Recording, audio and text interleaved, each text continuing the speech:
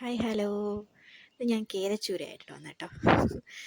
കേരച്ചൂര ഇട്ടിട്ടുണ്ടായിരുന്നു. അത് ഇച്ചിരി അച്ചാറിടാൻ വിചാരിച്ചു. അപ്പം അതിനകത്ത് ഇഞ്ചിയും വെളുത്തുള്ളിയും ഇച്ചിരി നമ്മുടെ ഉള്ളിയില്ലേ, ചെറിയ ഉള്ളി, ചെറിയ ഉള്ളിയും ഇച്ചിരി മഞ്ഞൾപ്പൊടിയും മുളക് പൊടിയും കുരുമുളക് പൊടി, ഉപ്പ്, കരിവേപ്പില എല്ലാം കൂടി ഇട്ട് ഒന്ന് മിക്സ് ചെയ്ത് ഫ്രിഡ്ജിലോട്ട് വെച്ചു. ഇത് തലേദിവസം മിക്സ് ചെയ്ത് ഫ്രിഡ്ജിനകത്ത് വെച്ചതാണ് കേട്ടോ. ഇതിനെ ജസ്റ്റ് ഒന്ന് നല്ലപോലെ മിക്സ് ചെയ്ത് ഫ്രിഡ്ജിനകത്ത് വെച്ചു.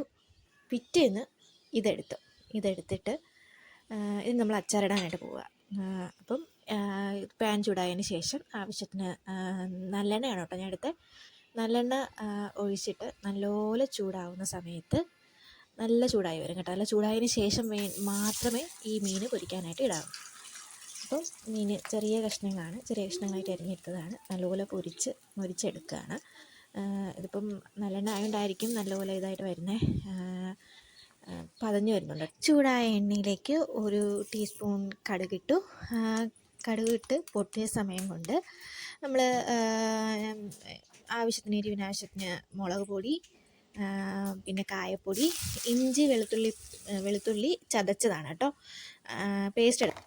ശേഷം മഞ്ഞൾപ്പൊടി, ഇച്ചിരി നമ്മുടെ ഉലുവ പൊടിച്ചതല്ല, മുഴുവനുള്ളതാണ്. പൊടിച്ചതാണെങ്കിൽ 1 ടീസ്പൂണാണേ. അപ്പം നിങ്ങളുടെ ആവശ്യത്തിന് ഉലുവ ഇട്ടാൽ മതി. ചിലർക്ക് ഉലുവ ടേസ്റ്റ് പിടിക്കത്തില്ല. നല്ലപോലെ പതഞ്ഞ് വരുന്നുണ്ടേ. ഇപ്പോൾ കാണാൻ പറ്റുമെന്ന് അറിയത്തില്ല. നല്ല ഡാർക്കായതിന് ശേഷം ഇച്ചിരി നമ്മൾ കറിവേപ്പില നമ്മൾ ഇട്ടിട്ടുണ്ടായിരുന്നു നേരത്തെ. ഇതിൻ്റെ കൂടെ ഇച്ചിരിയും കൂടി ഇട്ടാൽ നല്ല ടേസ്റ്റാണ്. കറിവേപ്പിലയും കൂടി ഇച്ചിരി ആഡാക്കണം കേട്ടോ. കറിവേപ്പില ഇട്ടതിന് ശേഷം അതിനകത്ത് നമ്മൾ നേരത്തെ കൂട്ടാക്കി വെച്ചിരുന്ന ആ മുളകിൻ്റെ പൊടിയെല്ലാം ഇട്ട് നല്ല വഴറ്റിയെടുക്കണം കേട്ടോ. നല്ലതുപോലെ വഴറ്റിയെടുത്തതിന് ശേഷം അതിലേക്ക് നമ്മൾ പൊരിച്ച് വെച്ച ചൂരയുടെ കഷ്ണങ്ങൾ ചേർക്കുകയാണ്. കേരച്ചൂരയാണ് കഷ്ണങ്ങൾ ചേർക്കുന്നത്. നല്ല ഇച്ചിരി ഒരുപാട് കരിഞ്ഞു പോവാതെ വേണം പൊരിച്ചെടുക്കാനായിട്ട്. എന്നിട്ട് അതിനെ ചൂരമീൻ കഷ്ണങ്ങളെല്ലാം ഇട്ടതിന് ശേഷം നല്ലതുപോലെ വഴറ്റിയെടുക്കുക ഒന്നും കൂടെ. എന്നിട്ട് അതിനകത്ത് ആവശ്യത്തിനുള്ള ഉപ്പും ആവശ്യത്തിന് വിനാഗിരിയും ചേർത്ത് ഇച്ചിരി ഒന്ന് ഇത് രണ്ടും ചേർത്ത് മിക്സ് ചെയ്തെടുക്കണം.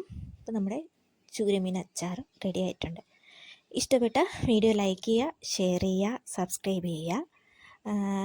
ഇനിയും ഇതുപോലത്തെ വീഡിയോസ് വേണമെങ്കിൽ പറയണം കേട്ടോ.